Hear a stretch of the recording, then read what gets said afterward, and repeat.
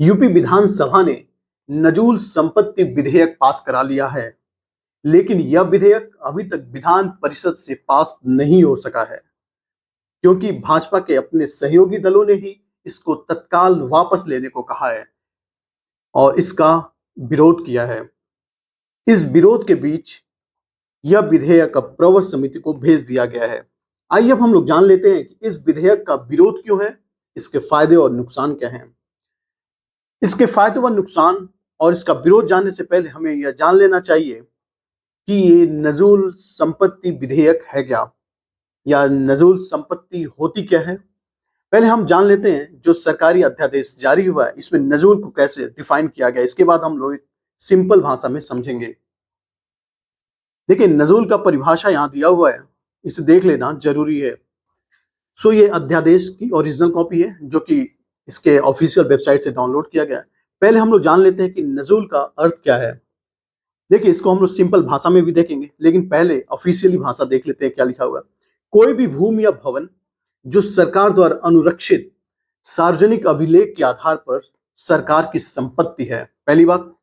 दूसरी बात, नगरों व ग्रामों में या उसके निकट स्थित ऐसी समस्त संपत्तियां, भवन जो भारत का संविधान अनुच्छेद 296 के अनुसार राज्य सरकार में निहित है।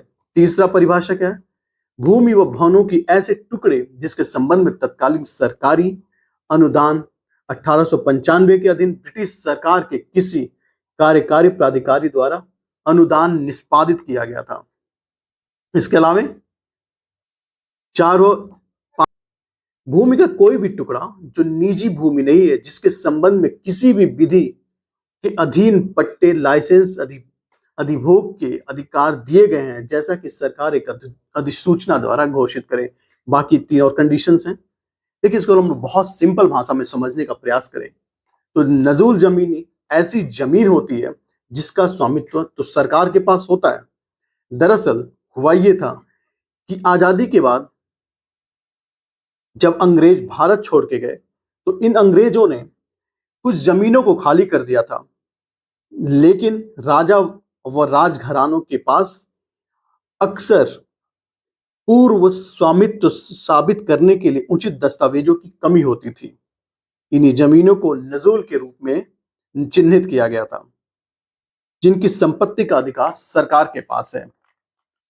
आखिर नजूल संपत्ति विधेयक का विरोध क्यों हो रहा है, तो हमें जान लेना चाहिए कि नजूल संपत्ति विधेयक अगर प्रभावी हो जाता है तो प्रभावी होने के साथ ही नजूल भूमि किसी प्राइवेट आइडेंटिटी या प्राइवेट एंटिटी के पक्ष में फ्री होल्ड नहीं किया जा सकेगा।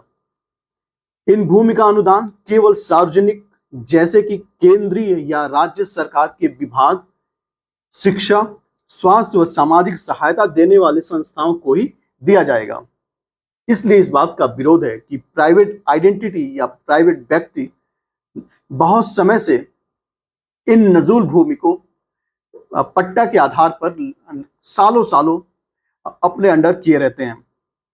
इसके अलावा खाली पड़ी जो नजूल भूमि है, जिसकी लीज की अवधि समाप्त हो चुकी है, उसे फ्री होल्ड न कर सार्वजनिक उपयोग के लिए किया जाएगा। ठीक है, कहने का मतलब जिसका पट्टा समाप्त हो गया उसे वो जमीन वापस नहीं दी जाएगी और इसका उपयोग अब किसके लिए किया जाएगा, सार्वजनिक हित के लिए किया जाएगा। ऐसे पट्टाधारक जिसने 27 जुलाई 2020 तक फ्री होल्ड के लिए आवेदन किया था और समय से निर्धारित शुल्क भी जमा किया था और लीज समाप्त होने के अगले 30 साल तक नवीनीकरण करा पाएंगे। ठीक है, बशर्ते उन्हें मूल लीज या डीड का उल्लंघन नहीं किया हो। इसी बात का विरोध है कि प्राइवेट आइडेंटिटी या प्राइवेट व्यक्ति जो है इसका अब दुरुपयोग नहीं कर पाए। बहरहाल एक बार और जान लीजिए, नजूल संपत्ति और नजूल जमीन किसे कहते हैं, तो जिसका स्वामित्व तो सरकार के पास होता है। और दरअसल भारत की आजादी के बाद अंग्रेजों ने इन खाली जमीनों को दे दिया था, लेकिन राजा और रजवाड़ों या राजघरानों ने के पास अक्सर पूर्व के स्वामित्व को साबित करने के लिए उचित दस्तावेज की कमी होती थी और इन्हीं जमीनों को नजूल जमीन कहा जाता है। आज की वीडियो में बस इतना ही।